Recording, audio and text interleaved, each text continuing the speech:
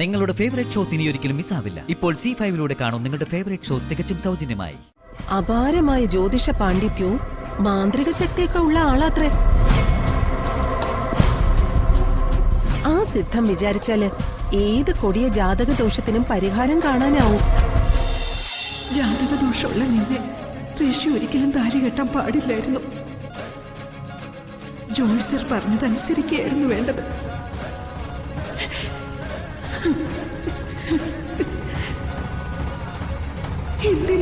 എന്തിനാ കുട്ടി നീ ഇവന്റെ ജീവിതത്തിലേക്ക് കയറി വന്നത്?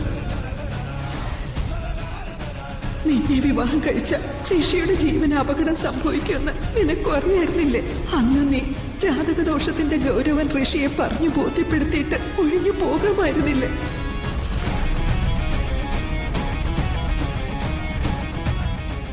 ജാനകി പറഞ്ഞത് തന്നെയാ ശരി. ഇവിടെ നിന്നിറങ്ങിയ ഉടൻ നീയും ഋഷിയും തമ്മിലുള്ള ഡിവോഴ്സ് നടന്നിരിക്കണം.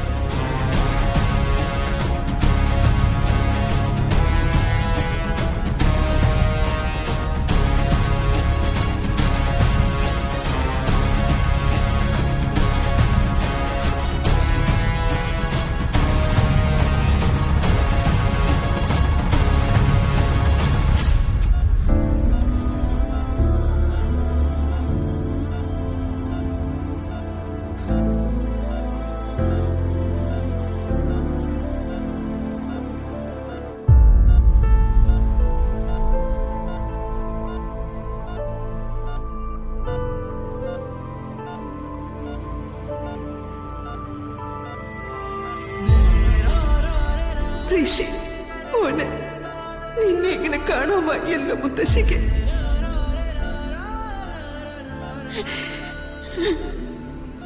എന്റെ ശ്രീ പരമേശ്വര, ഋഷി മോനെ രക്ഷിക്കണേ. ഇവന്റെ ആയുസിനൊരു ആപത്തും വരുത്തല്ലേ. എന്റെ ജീവൻ എടുത്തിട്ടായാലും എന്റെ കുഞ്ഞിന്റെ ജീവൻ കാത്തു രക്ഷിക്കണേ ഭഗവാനെ. മോനെ, ഭഗവാനെ.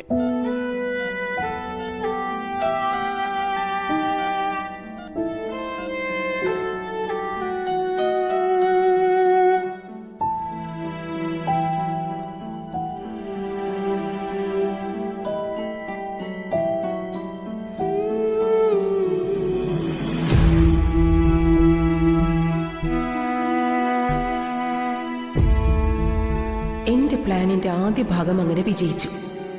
ഇനി രണ്ടാം ഘട്ടം.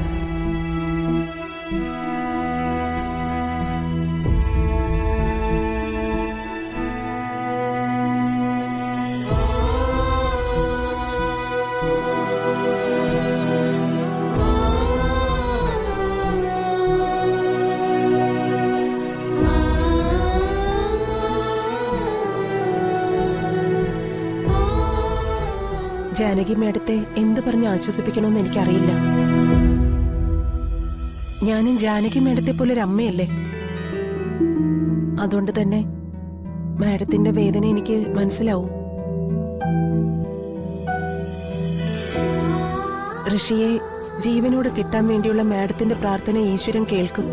ഈശ്വരൻ നിങ്ങളെ കൈവിടില്ല. ഋഷിയെ ദൈവം കാക്കും. മാഡം ധൈര്യമായിട്ടിരിക്കുക. എന്റെ ധൈര്യമെല്ലാം ചോർന്നു പോയി സുലോചന. അവൻ കണ്ണു തുറന്ന് ബോധത്തോടെ എന്നെ അമ്മയെന്ന് വിളിക്കുന്നത് കാണാതെ എനിക്കൊരു സമാധാനവും കിട്ടില്ല. ഞാനിപ്പോ പാതി ജീവനറ്റ അവസ്ഥയിൽ എവിടെ നിൽക്കുന്ന. തളർന്നു പോകരുത് മാഡം. പ്രതീക്ഷ കൈവിടാതിരിക്കേ. പ്രതീക്ഷയുണ്ട്. ഋഷിയെ ദൈവം കാത്തു രക്ഷിക്കുമെന്ന് തന്നെയാണ് ഞാൻ വിശ്വസിക്കുന്നത്.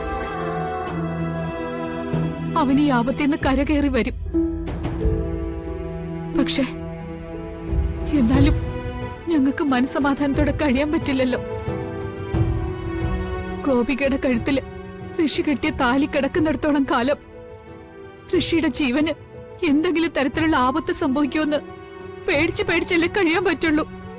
ഞാനും അതിനെക്കുറിച്ച് ചിന്തിച്ചു. ഗോപികയുടെ ജാതക ദോഷത്തിന് എത്രയും പെട്ടെന്നൊരു പരിഹാരം കണ്ടെത്തണം.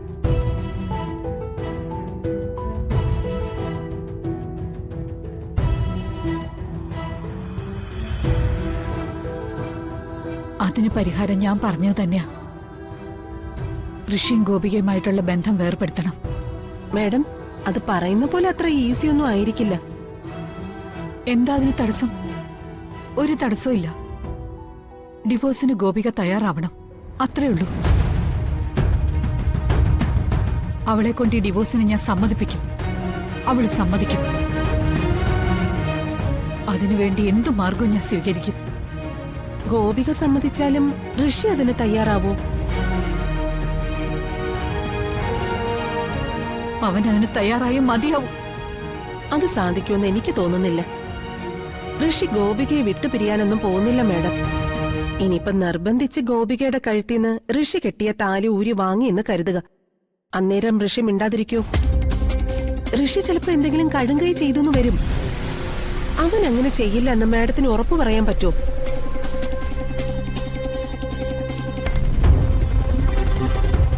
അതുകൊണ്ട് അവരെ തമ്മിൽ വേർപിരിക്കാൻ ശ്രമിക്കുന്നതിന് മുൻപ് ഗോപികയുടെ ജാതക ദോഷത്തിന് പരിഹാരം കാണുന്നതാവും ഉചിതമെന്നാ എനിക്ക് തോന്നുന്നത്. അല്ലേ? അതാണ് ശരി. അതിന് അവളുടെ ജാതകദോഷത്തിന് പരിഹാരമൊന്നും ജ്യോത്സ്യം പറഞ്ഞില്ലല്ലോ. പിന്നെങ്ങനെയാ? ഞാൻ ഈ അടുത്തേ ഒരു സിദ്ധനെ കുറിച്ച് അറിഞ്ഞായിരുന്നു. അപാരമായ ജ്യോതിഷ പാണ്ഡിത്യവും മാന്ത്രിക ശക്തിയൊക്കെ ഉള്ള ആളാത്രേ. ആ സിദ്ധം വിചാരിച്ചാല് ഏത് കൊടിയ ജാതക ദോഷത്തിനും പരിഹാരം കാണാനാവും. അതിന് അദ്ദേഹത്തെ കഴിഞ്ഞേ മറ്റാരും ഉള്ളൂ. ഉറപ്പാണോ? അദ്ദേഹം വിചാരിച്ച ഗോപികയുടെ ജാതകദോഷത്തിന് പരിഹാരം ഉണ്ടാവൂ? ഒരു സംശയവും വേണ്ട. ധാരാളം അനുഭവസ്ഥർ അദ്ദേഹത്തിന്റെ സിദ്ധിയെക്കുറിച്ച് പറഞ്ഞത് ഞാൻ നേരിട്ട് കേട്ടിട്ടുള്ളതാ. എനിക്കും അദ്ദേഹത്തെ വിശ്വാസം. സുലോചനയ്ക്ക് വിശ്വാസമാണെങ്കിൽ അത് മതി. ആ, എങ്കിൽ നമുക്ക് എത്രയും പെട്ടെന്ന് ആ സിദ്ധനെ പോയി കണ്ടാലോ? ഇതുപോലുള്ള കാര്യങ്ങൾ വെച്ച് താമസിപ്പിക്കാൻ പാടില്ല. ശരി, നമുക്ക് കാണാം. എങ്കിൽ നമുക്ക് നാളെ തന്നെ അങ്ങോട്ട് പോയാലോ? ഗോപികയുടെ ജാതകദോഷം കാരണം ഋഷിയുടെ ജീവന് ആപത്തുണ്ടാവരുത് ഒരിക്കലും. അതിനൊരു മാർഗം സിദ്ധം പറഞ്ഞു തരും. മാഡം സമാധാനിക്കും.